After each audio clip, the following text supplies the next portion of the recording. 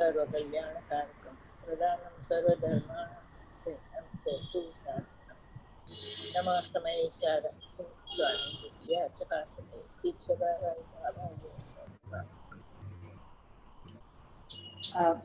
બેન ઓલી 9-10 જે ગાથા ચાલુ છે ને, તો એમાં એક તો પરમાર શ્રુત કેવડી કીધું, અને એક પછી એમ કીધું કે જ્ઞાનની જે પર્યાય છે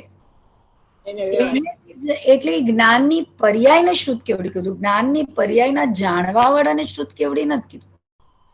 કેમ એમ? નહીં, જ્ઞાનની પર્યાય જેમ છે ને એ ક્યાં હોય? દ્રવ્યમાં જોઈએ ને. હા, એટલે એ જ્ઞાનની પર્યાયને વ્યવહાર શ્રુત કેવડી કહેવાય. હા, એ પર્યાય તો દ્રવ્ય સહિત જ હોય. હા, ઓકે. દ્રવ્યની અપેક્ષા એ પર્યાયને વ્યવહાર કહેવાય. હા, એટલે એને સર્વશ્રુત જ્ઞાન કીધું. એટલે આખા ભગવાન આત્માને જાણે છે માટે સર્વશ્રુત. હુકમચંદજી ભારી લેવો અર્થ કર્યો. જે ઓલા ચક્રવર્તી ને ધણધર ને બીજા કોણ હોય? ઇન્દ્ર. ઇન્દ્ર, એ બધા એને 12 અંગનું જ્ઞાન હોય ને તો એ દ્રવ્ય શ્રુત, અને એને જે આત્માનું જ્ઞાન હોય એને ભાવશ્રુત કીધું. એ નિશ્ચય ઓલો વ્યવહાર. અહીંયા એમ નથી. અહીંયા તો પર્યાયને કીધું.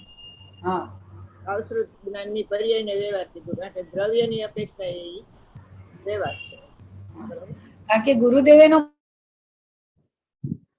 ફેરવીને કીધું આ જ અર્થ.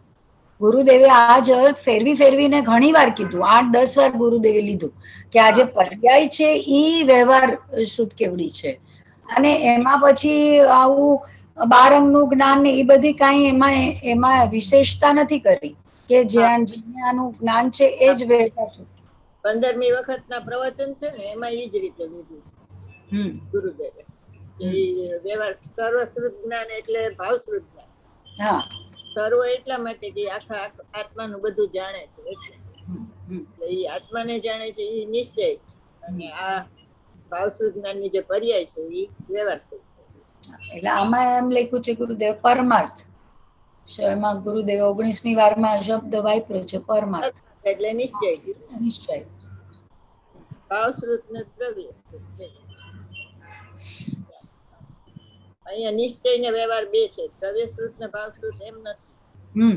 દ્રવ્ય શ્રુત ની અપેક્ષા એ ભાવશ્રુત નિશ્ચય, અને ભાવશ્રુત છે એ દ્રવ્ય ની અપેક્ષા એ વ્યવહાર છે. પણ જાણે છે તો જ્ઞાન જ, એટલે એમાં જે વ્યવહાર છે એ બી જ્ઞાન આત્માને જ જાણે છે ને. હા, સર્વશ્રુત જ્ઞાન એનામાં એવી યોગ્યતા છે કે આખા આત્માને જાણે. આત્મા અંદર આવે નહીં, પણ આત્માનું બધું જેટલું સામર્થ્ય છે એટલું એને ખબર.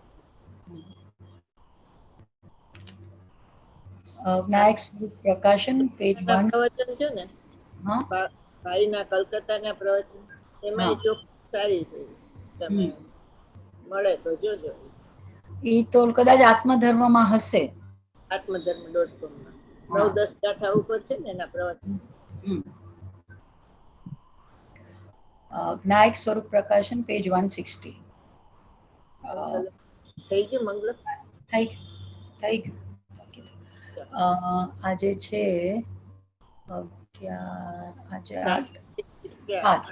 7/7/21. માત્ર કહીને અશુદ્ધતા થતી જ નથી એમ કહ્યું, અને તેની અવસ્થા ઉપર આવ્યું હતું ને તેની સંસાર અવસ્થામાં મળી. હા, હા.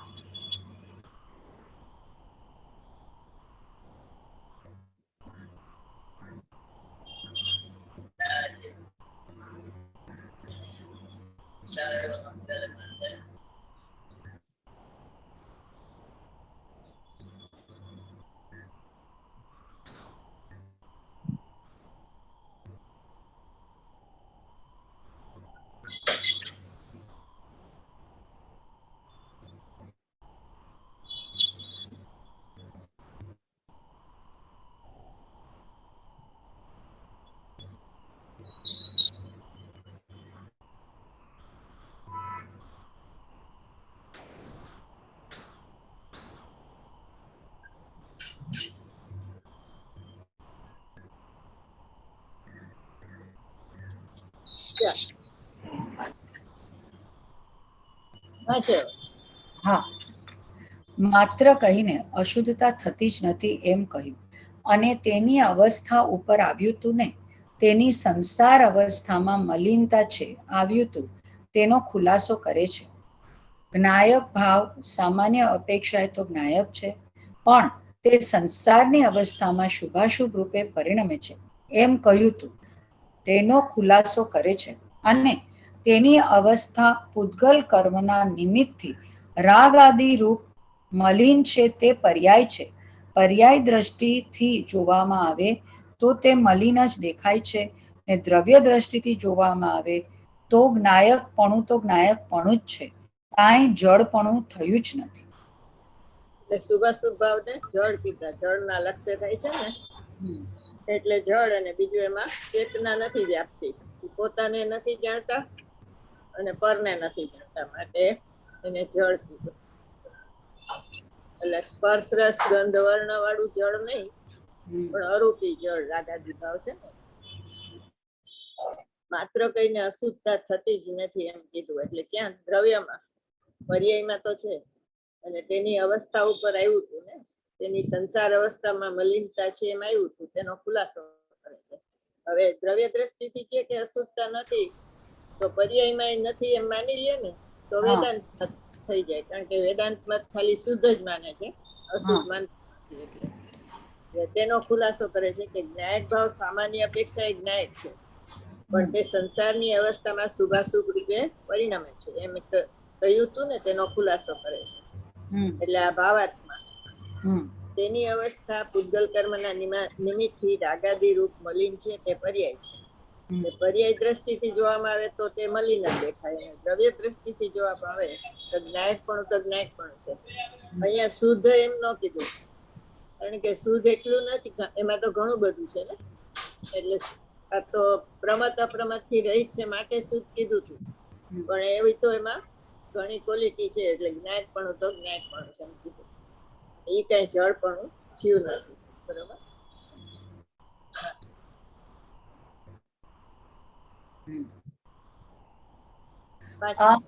બેન, દૂધમાં ગોળ નાખે તો અભ્યક્ષ કહેવાય, અભક્ષ કહેવાય? વિરુદ્ધાર. એટલે વિરુદ્ધાર એટલે વિરુદ્ધાર છે, ગોળ ને દૂધ. અચ્છા, તો સાકર ને દૂધમાં વાંધો નહીં, પણ ગોળ ને દૂધ ન ખાય એમ?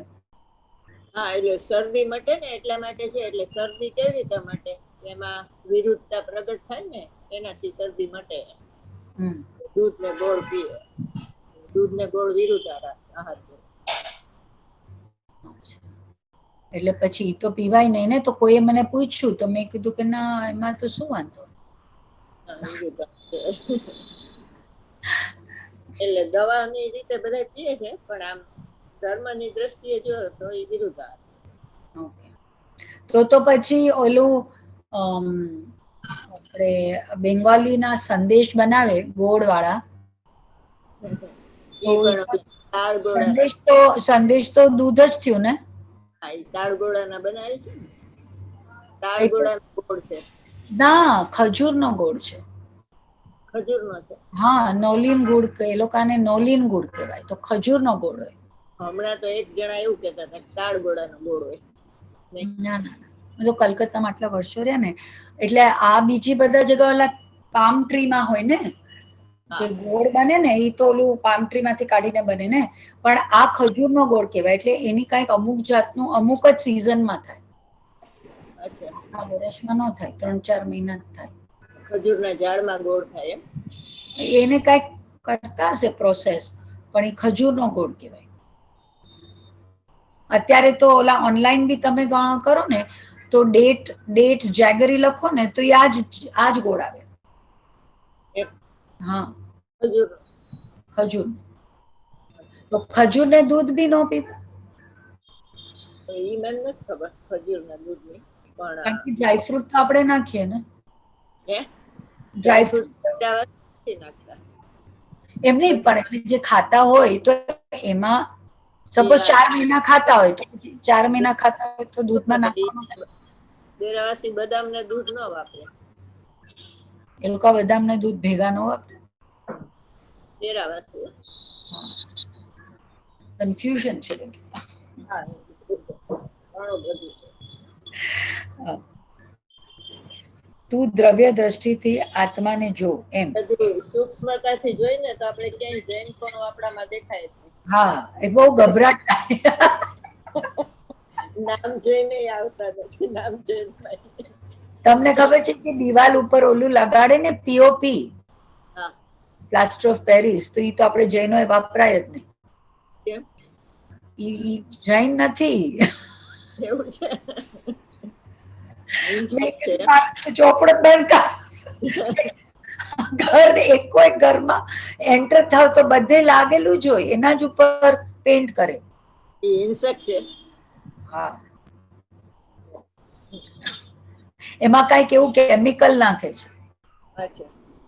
પૂરું નહીં, પણ એ જે ઓલું આમ સેટ થાય ને, કઈ કેમિકલ એવું ક્યાંક વાંચ્યું તું મેં. તમે કહો ને એમ કે પછી બહુ જ ગભરાટ થઈ જાય.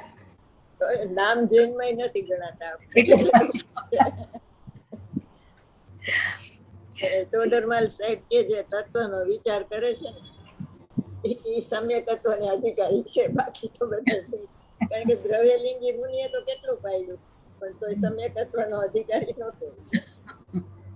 જેટલું પડાય એટલું પાડવાનું. હા, તું દ્રવ્ય દ્રષ્ટિથી આત્માને જો એમ. પર્યાય દ્રષ્ટિથી આત્મા દેખાતો જ નથી. પર્યાય દ્રષ્ટિનો વિષય જ આત્મા નથી. પર્યાય દ્રષ્ટિથી જ્ઞાયક ન દેખાય ને એ નય બીજી છે. વ્યવહાર નયનો વિષય જ નથી આત્મા. પર્યાર્થિક નયનો વિષય જ નથી, એ તો શુદ્ધ નયનો વિષય છે, નિશ્ચય નયનો વિષય છે. પર્યાયની દ્રષ્ટિથી જોવામાં આવે તો મલિન દેખાય છે, અને દ્રવ્ય દ્રષ્ટિથી જોવામાં આવે તો જ્ઞાયકપણું તો જ્ઞાયકપણું જ છે, કાંઈ જડપણું થયું જ નથી. બેયના વિષય જુદા છે, બે પર્યાય જુદી, એટલે બેયના વિષય જુદા છે. તું દ્રવ્ય દ્રષ્ટિથી આત્માને જો એમ. બરોબર. પર્યાય દ્રષ્ટિથી આત્મા દેખાતો જ નથી, કારણ કે પર્યાય દ્રષ્ટિથી તો પર્યાય જ દેખાય ને. એને પર્યાય દ્રષ્ટિ શું છે? એકાંતે પર્યાય દ્રષ્ટિ હોય ને તો એ પર્યાયને મહાત્મા માને છે. એટલે એને આત્માની ખબર નથી, પર્યાયની ખબર નથી. એટલે પર્યાય દ્રષ્ટિ મિથ્યા દ્રષ્ટિ. પણ જ્ઞાની થયા પછી પર્યાયને જોતા કઈ અજ્ઞાની ન થઈ જાય, કારણ કે એને દ્રવ્યમાં અહમ થઈ ગયું છે ને, એમાં એકત્વ છે, એટલે એમાં ન થાય. એટલે નથી. પર્યાય દ્રષ્ટિનો વિષય જ આત્મા નથી. બરોબર. પર્યાય દ્રષ્ટિથી જ્ઞાયક ન દેખાય. પર્યાર્થિક નહીંથી આત્મા જ્ઞાયક ન દેખાય.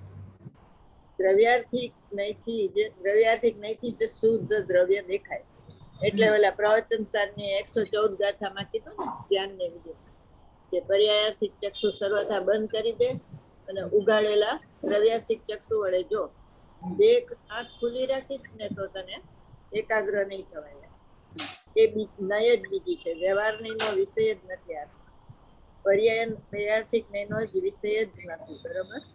એ તો શુદ્ધ નયનો વિષય છે. હવે આ શુદ્ધ નય કીધું ને, કાલે આપણે ભેદ કર્યા હતા ને નયના, એમાં શુદ્ધ નય ક્યાં આવે? આ શુદ્ધ નય એ તો શુદ્ધ નયનો વિષય છે. દ્રવ્ય દ્રષ્ટિથી આત્માને જો. તો દ્રવ્ય દ્રષ્ટિથી આત્માને જો એમાં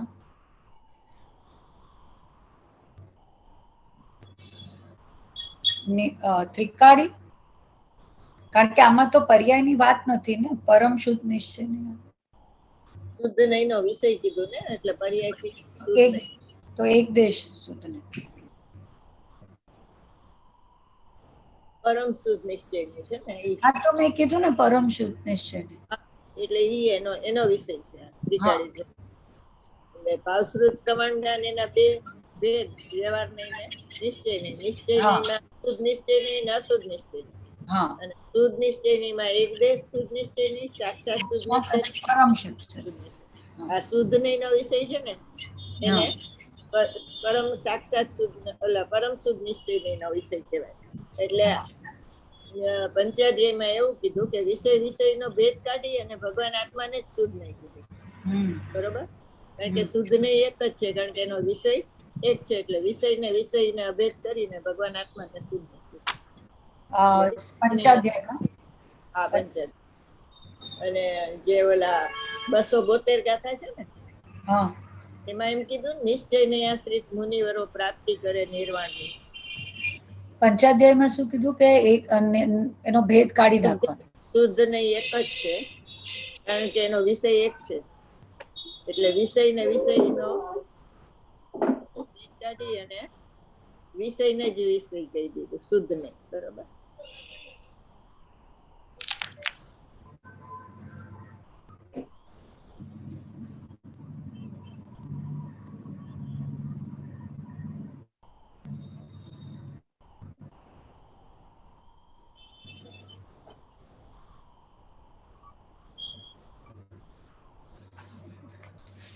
ને 272 ગાથા છે ને, હા એમાં એવું કીધું ને નિશ્ચય ને આશ્રિત મુનિવરો પ્રાપ્તિ કરે નિર્વાણ. તો અહીંયા નિશ્ચય નહીં એટલે ત્રિકાળી ધ્રુવ ભગવાન આત્મા, કારણ કે પર્યાય નો આશ્રય ન હોય, નિશ્ચય નહીં તો પર્યાય છે, એટલે આ નિશ્ચય નહીં નો વિષય ભગવાન આત્મા, એટલે એને નિશ્ચય નહીં ને ભગવાનને જ નિશ્ચય નહીં કહી દીધું. નિશ્ચય ની આશ્રિત મુનિવરો પ્રાપ્તિ કરે. આમાં નિશ્ચય ની ભગવાન આત્મા છે. હા, કારણ કે એનો આશ્રય હોય તો જ નિર્વાણ ની પ્રાપ્તિ થાય. એટલે પર્યાય દ્રષ્ટિથી જોવામાં આવે તો મલિન દેખાય છે, અને દ્રવ્ય દ્રષ્ટિથી જોવામાં આવે તો જ્ઞાયકપણું છે, ક્યાંય ઝેરપણું થયું નથી. એટલે અશુદ્ધ નિશ્ચય નો વિષય રાગ છે, અને રાગમાં ચેતના વ્યાપ્તિ નથી, એટલે રાગને જળ કીધું. અને શુદ્ધ નિશ્ચય નો વિષય છે, પરમ શુદ્ધ નિશ્ચય ના વિષય જ્ઞાયક છે, અને એમાં ચેતના છે, એટલે એને જ્ઞાયકપણું તો જ્ઞાયકપણું છે એમ કીધું. બરોબર. જળ ને ચેતન એવી રીતે બેનું વિજ્ઞાન થાય.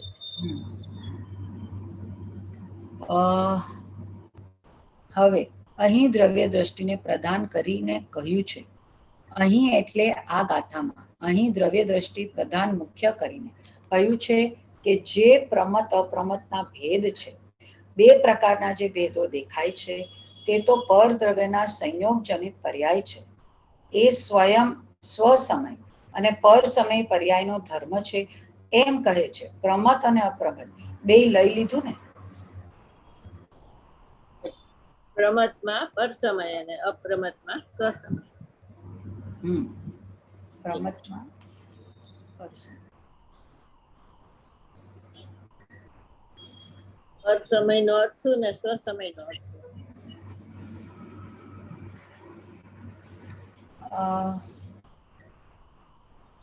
ગુણ પર્યાય ને પર સમય કીધું, અને ત્રિકાળી ધ્રુવ ને સ્વસમય. બે પર્યાય છે, સ્વસમય ને પર સમય બે પર્યાય.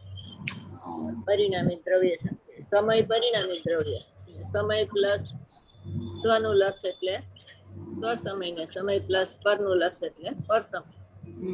બે ત્રણેય પરિણામી દ્રવ્ય. તો જે પર્યાય પરનું લક્ષ કરે એ પર સમય, અને જે પર્યાય સ્વનું લક્ષ કરે એ સ્વસમય.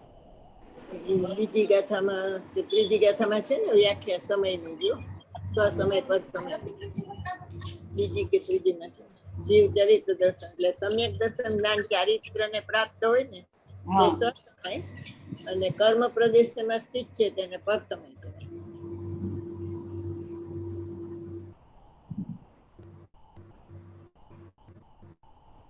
સમય છે એ ઓલા ભાવાર્થમાં 7 બોલ છે ને એને સમય કહેવાય. સમયના 6 અર્થ છે એ યાદ રાખવાના. સિદ્ધાંત ને 6 દ્રવ્ય ને સમય કહેવાય. સિદ્ધાંત ને, મત ને, પછી જ્ઞાન સમય, અર્થ સમય, શબ્દ સમય. મારી બુક આજે આવશે, ઓલી બાઇન્ડિંગ માટે આપી ને સમયસર. મેં કીધું ભાઈ તું કેટલા દિવસ લગાડીશ હવે? તો કે બહુ સારી રીતે કરી નાખું, પણ મેં કીધું 4-5 દિવસ થઈ. એટલે એ આટલા આમાંથી ખોલવું પડે ને. એટલે બીજું એક રાખવું હતું ને આરે સમયસર બીજું નથી મારી પાસે, એક જ હતું. બીજું લઈ લ્યો. સારું. અને આ તો મારા સાસુનું છે. ઈ તો એટલે એ તો મુકાવી દેતા હતા ઓફિસમાં. તો મેં ત્યારે કીધું ના ના ના સમયસર, સુમનભાઈ તો બહુ વાત કરે સમયસર ની, એટલે રાખવું પડશે મારે, એમ કરીને મેં ઘરે રાખ્યું. પછી સુમનભાઈ કે અહીંયા રાખી મૂકવાનું ને પછી રોજ એના દર્શન કરવાના. ઈ કે આ એમ કે સરસ્વતી માતા કહેવાય, એમ કે આ તો જીનવાણી કહેવાય. એટલે પછી થોડો ટાઈમ થયો પછી મારા રૂમમાં, એટલે આમ કબાટ જેવું છે, તો કે અહીંયા આડું અવડું નહીં રાખવાનું, એમ કે સમયસર રાખીને એમ દર્શન કર. એટલે રાત ખુલે ને એટલે પેલા એમ કે જીનવાણી માતા. આમ જો હા થોડું મા બધી એટલે આમાં ગાથા બીજી જોવી છે ને. હા, બીજી સમય ને પર સમય ની.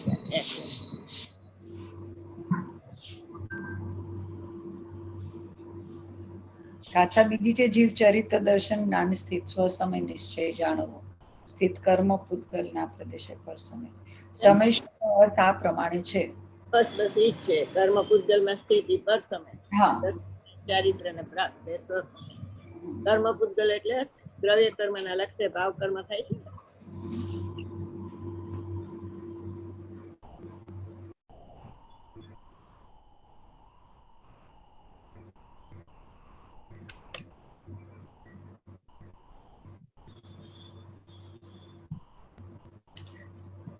કર્મ પૂતગલ એટલે દ્રવ્ય કર્મના લક્ષ્ય થતા ભાવ કર્મ. કર્મ પૂતગલ કે કર્મ પૂતગલ માં સ્થિત છે તેને પર સમય કહેવાય. પર સમય એટલે ભાવ. અહીંયા જે ભાવ કર્મ કીધું ને એ મિથ્યા દ્રષ્ટિ માટે છે, અને પંચાસ્તિકાઈમાં 165 ગાથામાં સૂક્ષ્મ પર સમય કીધું, એટલે એ મુનિરાજનો જે ચારિત્રમો છે ને એના માટે કીધું. ચારિત્રમોના લક્ષ્ય જે મુનિરાજના પરિણામ થાય ને એને સૂક્ષ્મ પર સમય કીધું. પંચાસ્તિકાઈની 162 ગાથા, 165. પંચાસ્તિકા 162. 65. સૂક્ષ્મ પર સૂક્ષ્મ પર સમય. પર સમય. ચારિત્રમોના લક્ષ્ય જે ભાવ થાય ને મુનિરાજ, ચારિત્રમો ભાવક થયું ને એના લક્ષ્ય જે ભાવ થયું ભાવક નો ભાવ, એટલે એ પર સમય પણ છે, એ સૂક્ષ્મ પર સમય પણ છે, સ્થૂળ નથી.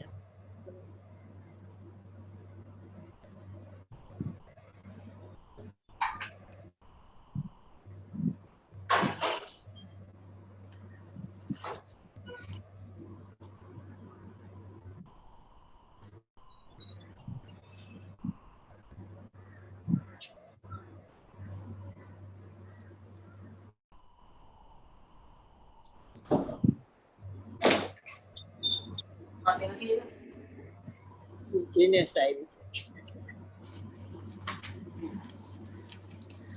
એ તો પરદ્રવ્યના સંયોગ જનિત પર્યાય છે, સ્વભાવ જનિત પર્યાય નથી. સ્વભાવને આશ્રયે પ્રમત અપ્રમત થતો નથી. પ્રમત અપ્રમતના બે ભેદ 14 ગુણસ્થાનના પડ્યા તે મોહને યોગથી જન્મ્યા છે. મોહને યોગ તેમાં કારણ છે.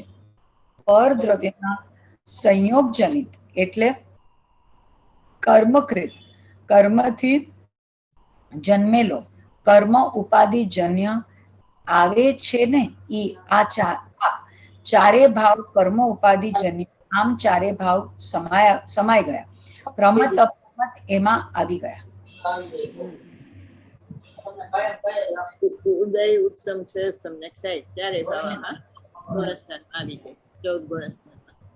એટલે એને કર્મકૃત કીધા, ઉપાધિજન્ય કીધા. બરોબર, વિભાવ છે, સ્વભાવ જનિત પર્યાય નથી એટલે વિભાવ છે. પરદ્રવ્યના સંયોગથી છે. સ્વભાવને આશ્રય પ્રમત અપ્રમત ન થાય. પ્રમત અપ્રમત બે ભેદ છે, 14 ગુણસ્થાન પડ્યા છે. મોહ ને યોગ થી જન્મા છે. ગોમટસારમાં આ વ્યાખ્યા આવે છે. મોહ ને યોગ થી 14 ગુણસ્થાનના ભેદ પડે છે.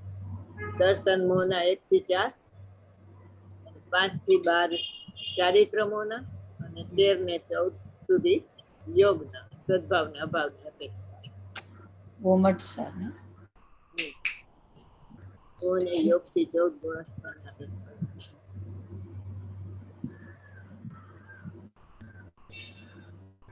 એટલે મિથ્યા કવિરત પ્રમાદ કસાય ને યોગ 5 પ્રતિક્રમણ થાય, એનાથી પાછા વરવા.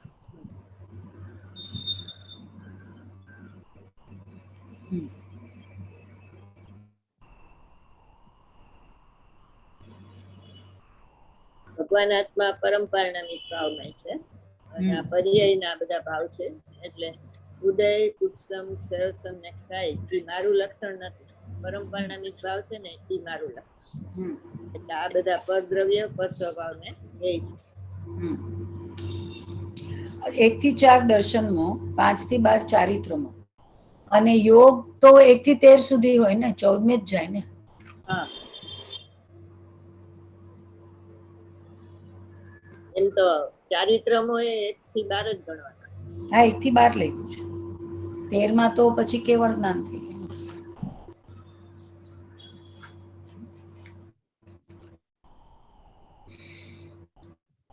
ભેદ જ્ઞાનની પરાકાષ્ઠા આ સમયસારમાં છે, અને પંડિત પણ જયચંદજી એવા મળી ગયા.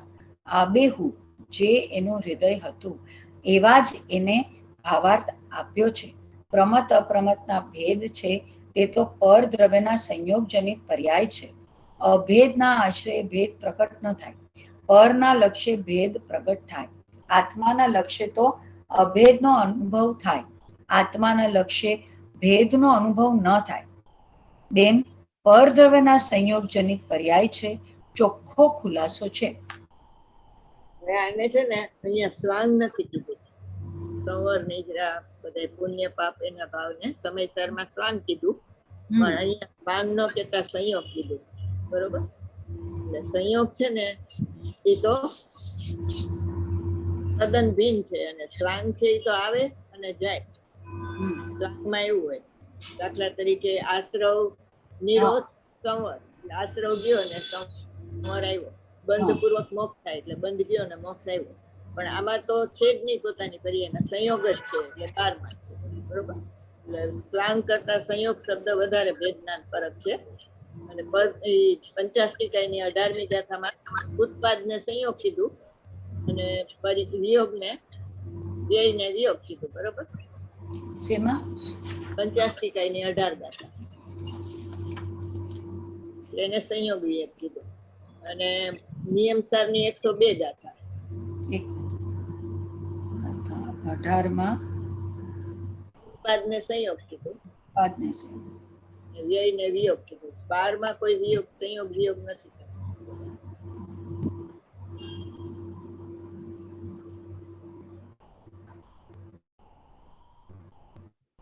102 ગાથા છે નિયમસારની.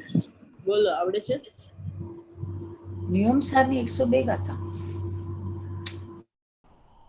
મારો સુશાશ્વત એક દર્શન જ્ઞાન લક્ષણ જીવ છે, બાકી બધા સંયોગ લક્ષણ ભાવ મૂર્તિ બાહ્ય છે. લખી નાખો. આ બધી 4 ગાથા તો યાદ રાખવાની છે. એક પેલી ગાથા સમયસારની, પછી 102 ગાથા નિયમસારની, પછી 80ની ગાથા પ્રવચનસારની, 72 ગાથા આપણે કેવી 50 અને જે આ 102 ગાથા છે ને નિયમસારની, એ અષ્ટપાળુમાં ઈ જ શબ્દમાં આવે છે ઈ ગાથા. એટલે 5 પરમાગમની ગાથા એક એક યાદ થઈ ગઈ. બરોબર? આ 102 ગાથા છે, શું છે? મારો સુશ્વાસવત એક દર્શન જ્ઞાન લક્ષણ જીવ છે,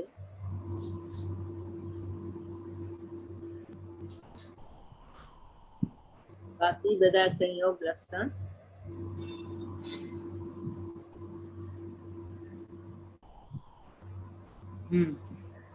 ભાવ મુક્તિ બાહ્ય છે.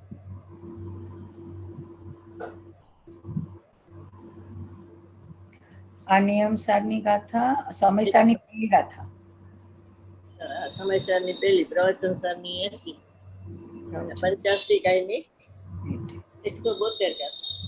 5 ગાથા કરો ને એટલે સમસરણની આ પંચ પરમાગમની ગાથા આવી જાય. અષ્ટપાઉડમાં ઈ જ ગાથા છે. તો આ તો 4 થઈ. નિયમસારની 102, સમયસારની 1, પ્રવચનસારની 80 અને 50 72. હું ત્યારની કહું છું, સાંભળો ને. અષ્ટપાઉરમાં ઈ જ ગાથા છે. નિયમસારમાં 102 છે ને, હા. ઈ જ ગાથા અષ્ટપાઉરમાં ઈ જ શબ્દમાં છે. અચ્છા. એટલે 5 પરમાગમ થઈ ગયા ને.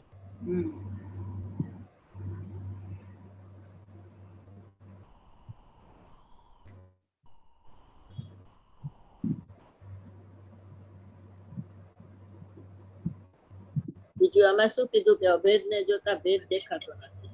બરોબર. અભેદ ના આશ્રય ભેદ પ્રગટ ન થાય, અભેદ ને જોતા ભેદ દેખાતો નથી. આત્માના લક્ષ્ય જ અભેદ નો અનુભવ છે. ભેદ નો અનુભવ ન થાય આત્માના લક્ષ્ય. એટલે આપણે ઓલા હનુમાનમાં કીધું હતું ને, શુદ્ધાત્માની ભાવનાની સન્મુખ છે, હજી શુદ્ધાત્માની સન્મુખ નથી થયો, એટલે એને અભેદ નહીં કીધું. એટલે ભેદ પડે છે ત્યાં. અને જેવો શુદ્ધાત્મા સન્મુખ થાય એટલે અભેદ પ્રમાણ કીધું. એટલે આત્માને જોતા અભેદ જ થાય, પ્રગટ થાય. આત્માના લક્ષ્ય અભેદ નો અનુભવ થાય છે, એ અભેદ પ્રમાણ કહેવાય. અને અનુમાનમાં અભેદ નહીં કહેવાય, એ ભેદ છે. બરોબર.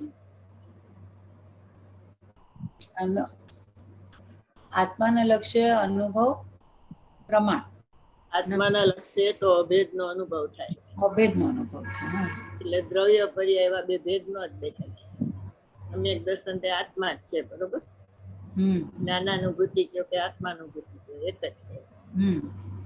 તો એના અભેદ પ્રમાણ કહેવાય. ભાવશ્રુત જ્ઞાન પ્રમાણ પ્રગટ છે ને.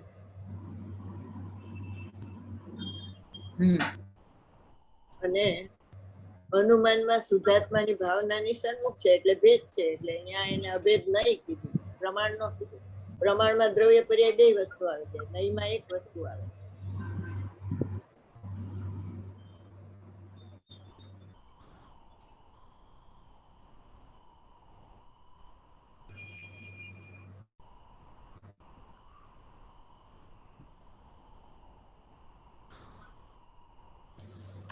હવે અભેદ નહીં કીધું અને પાછો એને અંશ કીધો, એનું શું કારણ?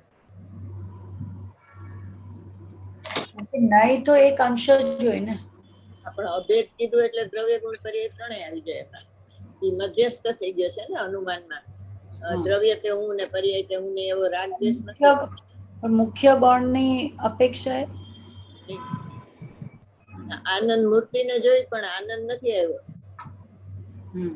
હનુમાનમાં. બરોબર. તો આનંદ મૂર્તિ ને આનંદ બે એક સાથે હોય ત્યારે પ્રમાણ થાય ને. એટલે એને અભેદ નહીં કીધું. જેવો અનુભવમાં આવે છે એવો જ ભગવાન આત્મા અનુમાનમાં આવી ગયો, પણ હજી આનંદ નથી આવ્યો. એટલે હજી એને વિષય પ્રતિબંધ નથી થયો, ભેદમાં છે. એટલે ભેદ છે એટલે એને અભેદ નહીં કીધું. આમ તો દ્રવ્ય ગુણ પર્યાય ત્રણેયમાં મધ્યસ્થ થઈ ગયો છે એટલે અભેદ. પણ હજી આનંદ મૂર્તિને જોતા આનંદ નથી આવ્યો તો અભેદ નહીં થયું. બરોબર. ધવલમાં ઈ આવે છે. દ્રવ્ય ગુણ પર્યાય ને જેમ છે એમ જાણે તો પણ અભેદ નહીં છે અનુમાનમાં. અભેદ નહીં નો વિષય છે. અનુભવ છે એ અભેદ પ્રમાણ છે. એમ ધવલમાં ઈ.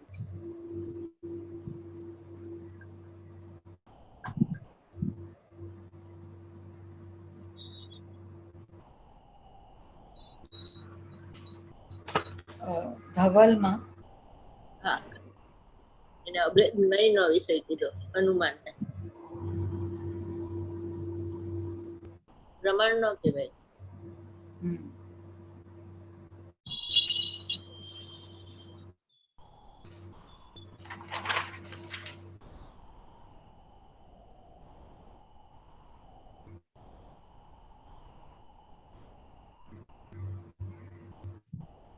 વેદનાની પરાકાષ્ઠા સમયસરમાં છે એટલે એનો અર્થ શું થયો?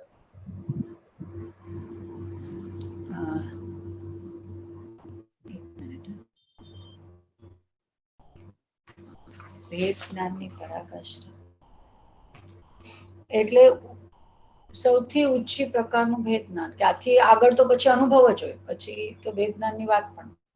પરાકાષ્ઠા એ જ અનુભવ છે. એટલે અભેદનો અનુભવ એને ભેદ જ્ઞાનની પરાકાષ્ઠા છે. કારણ કે આ પ્રયોગની ગાથા છે ને, બીજો પેરેગ્રાફ છે એ જ્ઞાનની પર્યાયના નિશ્ચયની, એટલે એમાં અનુભવ થાય છે. અને અનુભવનો વિષય છે પેલા પારામાં, અનુભવની વાત છે બીજા પારામાં. એટલે એને ભેદ જ્ઞાનની પરાકાષ્ઠા કીધી. એટલે શું કે અભેદ છે ને જ્ઞાનની પર્યાયમાં ઉપાદેય બુદ્ધની અભેદ બન્યો ને એનું નામ ને પરિણમી ગયો, એટલે એને અભેદની સમયસર ભેદ જ્ઞાનની પરાકાષ્ઠા કહેવાય. ભેદ જ્ઞાન એટલે બે વસ્તુ નહીં પણ એક જ, અભેદ ને ભેદ જ્ઞાન. પેલા એમ કે ભાઈ આ દીકરો મારો, પછી કે દીકરો મારો નહીં, તો પણ એની નજર ક્યાં છે? દીકરા ઉપર જ છે, બરોબર. આત્મા દેખાય અને દીકરો ન દેખાય એનું નામ ભેદ જ્ઞાન થયું. એક દેખાય બીજું ન દેખાય, અભેદ ને જોતા ભેદ ન દેખાય એનો અર્થ. વાંચો. એ અશુદ્ધતા બેયને અશુદ્ધ આત્મામાં નાખ્યું. પ્રમત અપ્રમત જે બે ભેદ છે તે અશુદ્ધ નહીંનો વિષય છે. શ્રોતા, તેને અશુદ્ધતામાં કેમ નાખ્યું? અશુદ્ધતામાં કેમ નાખ્યું કે તેના લક્ષ્ય અશુદ્ધતા થાય છે, તો કાર્યમાં કારણનો આરોપ આપીને એને અશુદ્ધ કહ્યું. જેમ સમયસાર 16મી ગાથામાં મેચક મલિન કહ્યા, સમ્યક દર્શન જ્ઞાન ચારિત્રના પરિણામને મલિન કહ્યા છે. તો નિર્મળ પર્યાય, પણ એક તો ભેદ છે અને ભેદનું લક્ષ્ય કરે તો રાગી પ્રાણીને રાગ થાય છે, માટે કાર્યમાં કારણનો ઉપચાર આપીને એ પણ મલિન જ છે એમ અગત્યની ચીજ છે. આ પણ એક રહસ્ય છે ને.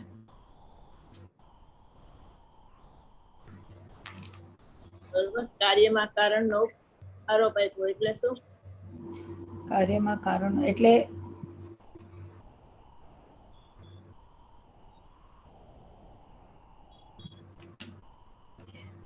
આમાં તો અશુદ્ધતાની એની પહેલા વાત છે. એમની આમાં કાર્ય કોને કીધું, કારણ કોને કીધું?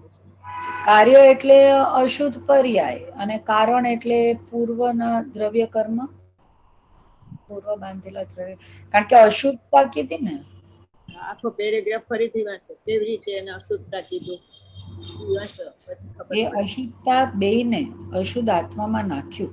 પ્રમત અપ્રમતના જે બે ભેદ છે ને તે અશુદ્ધ નયનો વિષય છે. તેને અશુદ્ધતામાં કેમ નાખ્યા? અશુદ્ધતામાં કેમ નાખ્યું કે તેના લક્ષ્ય અશુદ્ધતા થાય છે. એટલે કાર્યમાં કારણનો આરોપ આપીને એને અશુદ્ધ કહ્યું. એટલે કાર્ય એટલે પ્રમત અપ્રમતની પર્યાય, અને એને કારણ કહી દીધું કે પ્રમત અપ્રમતની પર્યાયના લીધે અશુદ્ધતા થાય છે. પ્રમતની પર્યાય તો અશુદ્ધ છે, પણ અપ્રમતની પર્યાય શુદ્ધ છે, તો એને અશુદ્ધતામાં નાખી. તો અશુદ્ધતામાં કેમ નાખી કે એને તમે ભેદથી વિચાર કરો ને તો રાગી પ્રાણીને રાગની ઉત્પત્તિ થાય. એટલે કેવળ જ્ઞાનની પર્યાયના લક્ષ્ય બીજી કેવળ જ્ઞાનની પર્યાય ન થાય, પણ આત્માના લક્ષ્ય થાય, બરોબર. એટલે શુદ્ધ પર્યાયના લક્ષ્ય શુદ્ધ પર્યાય નથી થતી, પણ દ્રવ્યના લક્ષ્ય શુદ્ધ પર્યાય થાય. તો શુદ્ધ જાણે આત્માને તે શુદ્ધ આત્મા મેળવે, અશુદ્ધ જાણે આત્માને તે અશુદ્ધ આત્મા મેળવે. એટલે સામાન્ય શુદ્ધમ વિશેષ અશુદ્ધમ, ભેદ પડ્યો ને વિશેષ, અભેદ છે એ સામાન્ય શુદ્ધમ, બરોબર. તો જેના લક્ષ્ય શુદ્ધતા થાય તો એને શુદ્ધ કહેવાય, ને જેના લક્ષ્ય અશુદ્ધતા થાય એને અશુદ્ધ કહેવાય. એટલે કાર્ય શું થયું? અશુદ્ધતાનું કાર્ય પ્રગટ થયું. અને કોના લક્ષ્ય થયું કે નિર્મળ પર્યાય હતી એને ભેદથી તમે જોઈને તો રાગિત પ્રાણીને રાગ થાય. કેવળ જ્ઞાનીને ન થાય, કારણ કે એ વિતરાગી.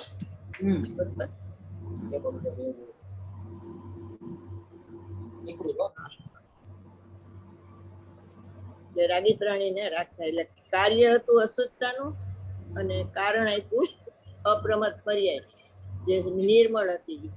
એવી રીતે 16મી ગાથામાં નિશ્ચય રત્નત્રયના પરિણામને તમે ભેદથી જુઓ તો એ મેચક છે, મલિન છે, કારણ કે એના લક્ષ્ય મલિનતા થાય. અને અભેદથી જુઓ તો એ નિર્મળ પર્યાય છે, બરોબર. એટલે અભેદને જોતા ભેદ નથી દેખાતો. અભેદ નહીં એમ જોવો ને તો તમને ભેદ ન દેખાય, તો તમને અશુદ્ધતા ન થાય. પણ ભેદ કરો તો એના લક્ષ્ય રાગી પ્રાણીને રાગ થાય. જેમ 7મી ગાથામાં કીધું ને, આત્મામાં જ્ઞાન છે, દર્શન છે, ચારિત્ર છે. પછી કીધું જ્ઞાન નથી, દર્શન નથી, ચારિત્ર. તો નથી એમ નહીં, વ્યવહાર નહીં નો વિષય નથી એમ નથી, છે ખરું, પણ એના લક્ષ્ય ભેદના લક્ષ્ય અશુદ્ધતા થાય છે. એટલે કાર્યમાં કારણનો ઉપચાર આપીને અશુદ્ધ.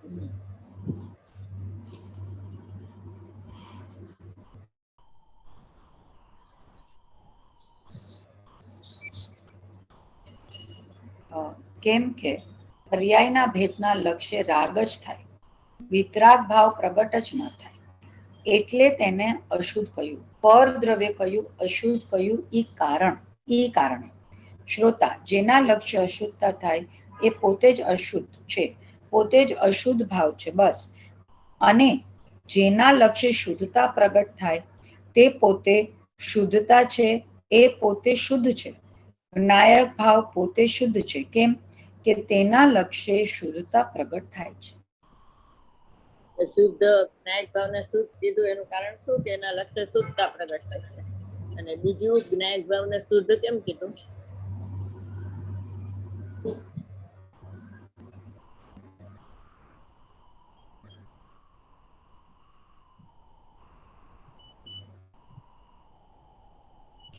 કારણ કે પોતે શુદ્ધ છે. એ તો આમાં કીધું પોતે શુદ્ધ છે એટલે એના લક્ષ્ય શુદ્ધતા થાય છે. પણ શુદ્ધ કેમ છે એનું કારણ આપ્યું હતું. કારણ કે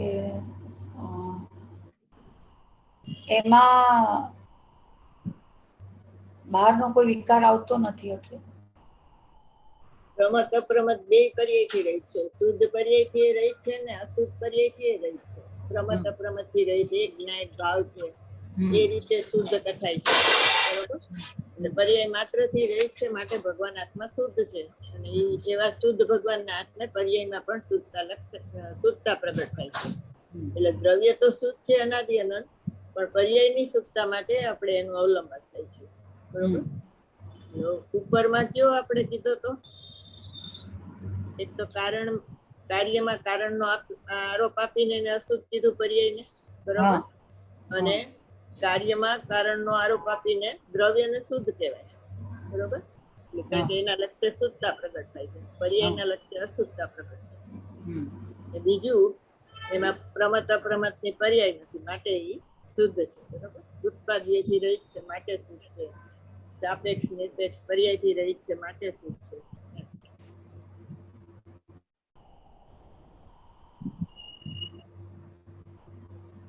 એક તો કાર્યમાં કારણનો આરોપ આપીને અશુદ્ધ કીધું. હા, અને ઈ જ વાત દ્રવ્યને લાગુ પડે.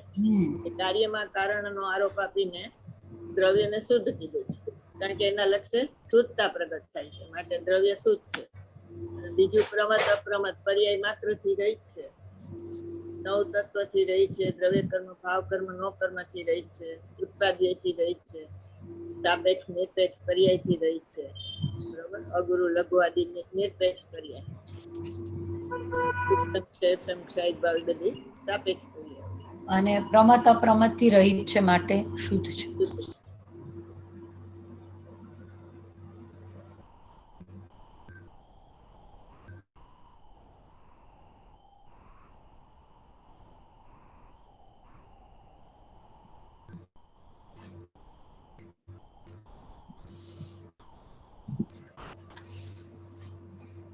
એ અશુદ્ધતા દ્રવ્ય દૃષ્ટિમાં ગૌણ છે, એટલે આ પર્યાયનો જ ધર્મ છે. એ ગૌણ છે. પ્રમત અપ્રમત નથી, એ ગૌણ છે. એક છે, ગૌણ છે, વ્યવહાર છે, કારણ કે એ વ્યવહાર નહીંનો વિષય છે. બીજું એ અભૂતાર છે, આત્માના સ્વભાવમાં એ નથી. એ અસત્ય છે, જૂઠા છે. એ કાંઈ આત્મા નથી, જૂઠા છે. ઈ અને ઉપચાર છે. પ્રમત અપ્રમતને ક્યાંય આત્મા કયો હોય તો તે ઉપચારનું કથન છે. એટલે વ્યવહાર નહીં નું કથન. વ્યવહાર નહીં પર્યાય ને આત્મા કહેવાય. એમ ન કે આત્મામાં પ્રમત અપ્રમત ભાવ થાય છે એમ કે વ્યવહાર નહીં. બરોબર? પણ નિશ્ચય નહીં, બીજાના ભાવને બીજાનો નથી અને એનો નિષેધ કરે છે. વ્યવહાર નહીં, બીજાના ભાવને બીજાનો ભાવ કહે છે માટે એ જૂઠી છે. પ્રમત અપ્રમત ગૌણ છે તો પ્રમાણની અપેક્ષા એ મુખ્ય ગણ હોય, પણ નહીંની અપેક્ષા એ અભાવ હોય. દ્રવ્યમાં પર્યાયનો અભાવ છે. પ્રમાણમાં મુખ્ય ગુણ કર્યું. શું કામ? કે જો એવું ન કરે તો વેદાંત મત થઈ જાય. પર્યાયને માને જ નહીં, સર્વથા અભાવ માને તો વેદાંત વાળા પર્યાયને માનતા નથી, તો એવું થઈ જાય. તો 5 બોલ છે એમાં વેદાંતના. એ વેદાંત તો એક તો સર્વવ્યાપક માને છે આત્માને. બરોબર? એક જ આત્મા માને છે. પછી એને અનિત્ય નહીં, નિત્ય જ માને છે, એને શુદ્ધ જ માને છે, અશુદ્ધતા એ સ્વીકારતો જ નથી. અને બીજું એમાં આનંદ ગુણ છે એ નથી માનતો. એટલે એ 5 બોલ થી વેદાંતનો આમાં નિષેધ થઈ જાય છે. પ્રમત અપ્રમત થી રહે, એક ના એક ભાવ છે એમ કે ને તો. એટલે આ પ્રમત અપ્રમત ના પર્યાય નથી એટલે વેદાંત નથી. મુખ્ય ગુણ કરો ને તમે તો જ્ઞાન અપેક્ષા એનો સ્વીકાર છે. એમ કે 14 ગુણસ્થાન નથી તો નથી એમ નથી, દ્રવ્યમાં નથી, પર્યાય છે. બરોબર. જે ભૂતાર્થ છે ને એને આપણે સ્વાધ્યાય કરીને એટલી વાર જ ભૂતાર્થ માની, પછી અભૂતાર્થ ને ભૂતાર્થ માની છે. ભૂતાર્થ ને અભૂતાર્થ થઈ જાય છે. ઠીક છે. નિરંતર ભૂતાર્થ રહીએ તો સમ્યક દર્શન થાય, નહીતર ન. બરોબર. ભૂતાર્થ એટલે શું, અસત્યાર્થ એટલે શું ને અવસ્તુ એટલે શું? ભૂતાર્થ એટલે ગ્રહણ કરવા યોગ્ય. ભૂતાર્થ નો શબ્દાર્થ એમ થાય કે ભૂત અને અર્થ એટલે છતો પદાર્થ, અર્થ એટલે પદાર્થ અને ભૂત એટલે છતો હોવા પણ છે. અભૂતાર્થ એટલે દ્રવ્યમાં પર્યાય નથી, એટલે એ છતો પદાર્થ નથી એમ.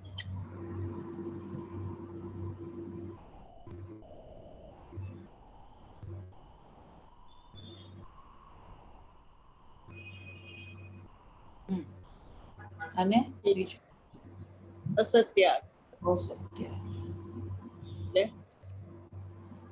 અસત્યાર્થ એટલે જે વસ્તુ છે જ નહીં, ખોટી છે એમ. સત્યાર્થ એટલે સત એટલે અસ્તિત્વ, અસ્તિત્વ, સત એટલે અસ્તિત્વ અને એ પદાર્થ, અર્થ એટલે પદાર્થ. એટલે કોઈ બી પદાર્થ નું લક્ષણ સત છે, સત દ્રવ્ય લક્ષણ. બરોબર. અને સત નું લક્ષણ શું છે?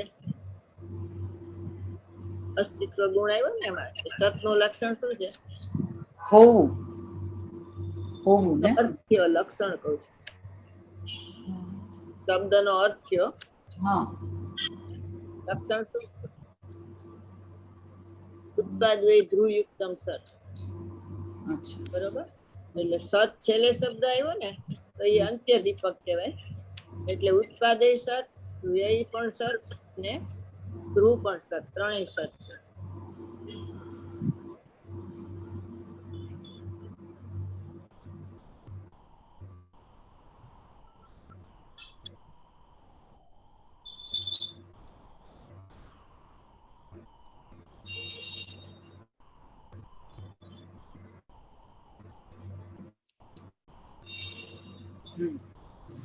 પછી દ્રવ્ય ત્રિકાળ સત છે અને પર્યાય ક્ષણિક સત છે. તો ત્રિકાળ સતમાં ક્ષણિક સત નથી અને ક્ષણિક સતમાં ત્રિકાળ સત નથી. ત્રિકાળ સતમાં ક્ષણિક સત નથી એટલે એ સત્યાર્થ છે. ક્ષણિક સતમાં ત્રિકાળ સત નથી એટલે એ અસત્યાર્થ છે.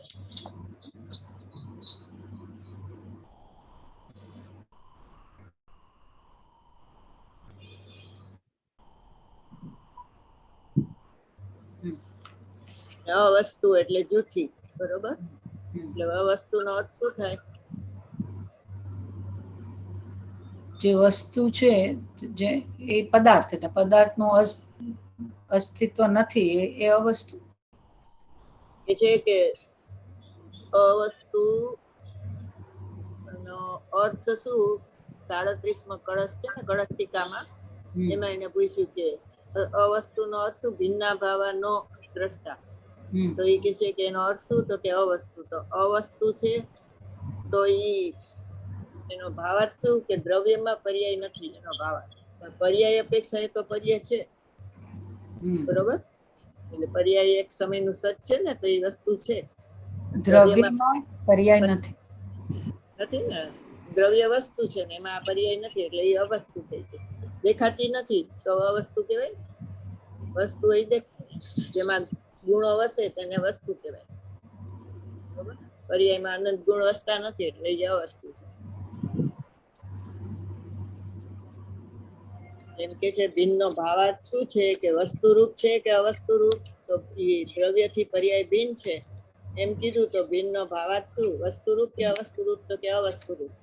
એટલે વસ્તુમાં આ દેખાતી નથી માટે અવસ્તુ. પર્યાયની અપેક્ષા એ વસ્તુ છે, દ્રવ્યમાં નથી એટલે અવસ્તુ. જો સર્વથા અવસ્તુ કયો તો વેદાંત મત થઈ જાય. બરોબર. 37માં કળશ કાઢો, એમાં લખ્યું છે અવસ્તુનો અર્થ. કળશ ટીકાનો ને? હા, કળશ. ને?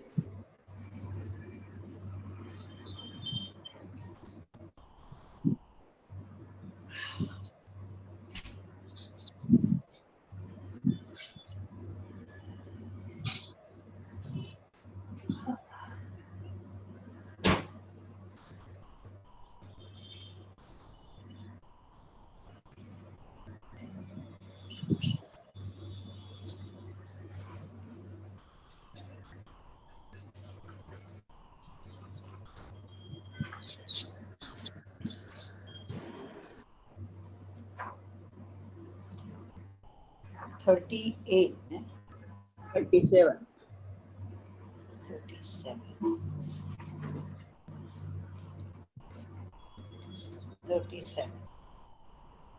ભિન્ના ભાવા બીજી લીટીમાં નીચે નો દ્રષ્ટા એમ લખ્યું છે, એટલે ભિન્નો એ દેખાતા નથી.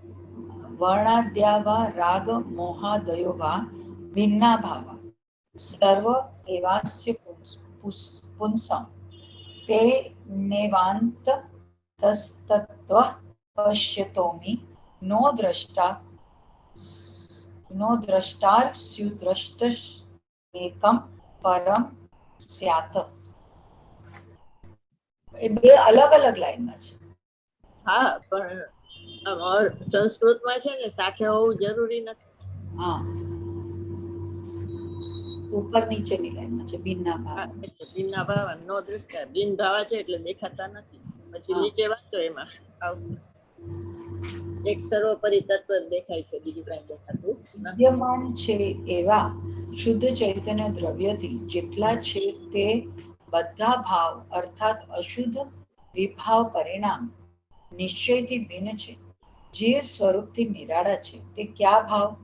એક કર્મ અચેતન શુદ્ધ ઉદ્ગલ પિંડ રૂપ છે, તે તો જીવ સ્વરૂપથી નિરાળા જ છે.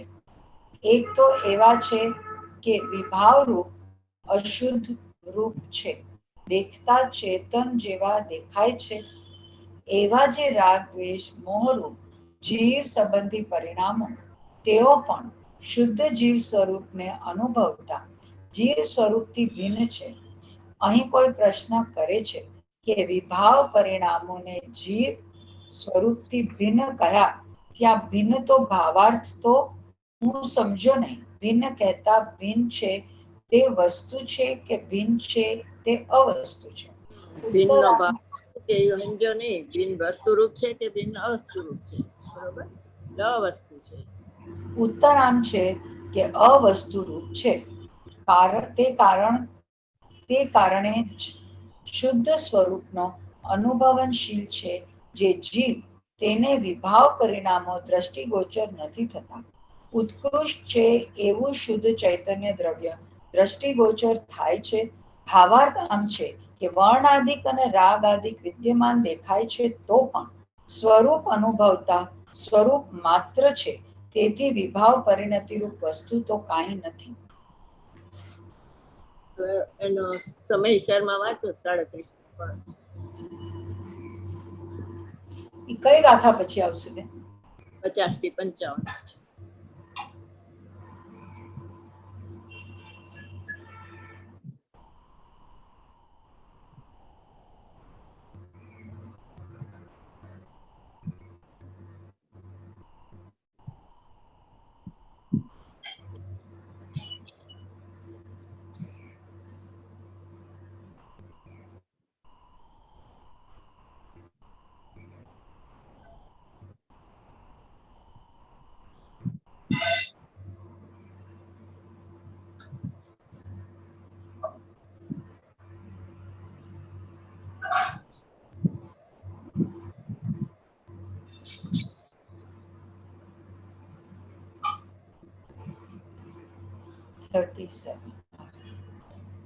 હવે આ જ અર્થનું કળશરૂપ કાવ્ય કહે છે જે વર્ણાદિક અથવા રાગ મોહ આદિક ભાવો કયા તે બધા આ પુરુષથી આત્માથી ભિન્ન છે. તેથી અંતરદ્રષ્ટિ વડે જોનારને એ બધા દેખાતા નથી. માત્ર એક સર્વોપરી તત્વ જ દેખાય છે. કેવળ એક ચૈતન્ય સ્વભાવરૂપ અભેદરૂપ આત્મા જ દેખાય છે. પરમાર્થ નય અભેદ જ છે. તેથી તે દ્રષ્ટિથી જોતા ભેદ નથી દેખાતો. તે નયની દ્રષ્ટિમાં પુરુષ ચૈતન્ય માત્ર જ દેખાય છે. માટે તે બધાએ વર્ણાદિક તથા રાગાદિક ભાવો પુરુષાર્થથી ભિન્ન જ છે. આ વર્ણથી માંડીને ગુણસ્થાન પર્યંત જે ભાવો છે તેમનું સ્વરૂપ વિશેષતાથી જાણવું હોય તો ગોમટસાર આદિ ગ્રંથમાંથી જાણી લો. એક સર્વોપરી તત્વ જ દેખાય છે કીધું ને, એ અગત્યની લીટી છે એમાં.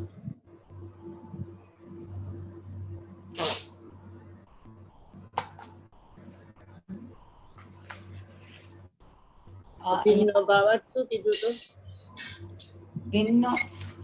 ભિન્ન ભાવાર્થ અવસ્તુ, અભિન્ન ભાવાર્થ ભિન્ન ભાવાર્થ અવસ્તુ તો પછી અભિન્ન ભાવાર્થ વસ્તુ. જાણનારો જણાય છે. ગુનગુન ના અમૃતમાં કીધું છે ને, જાણનારો જણાય છે.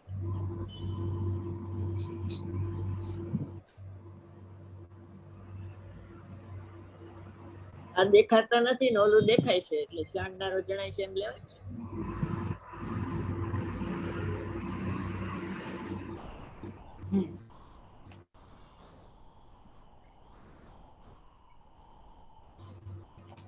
પૂરું કરીએ ને? હા, ચાલ થઈ ગયો ટાઈમ.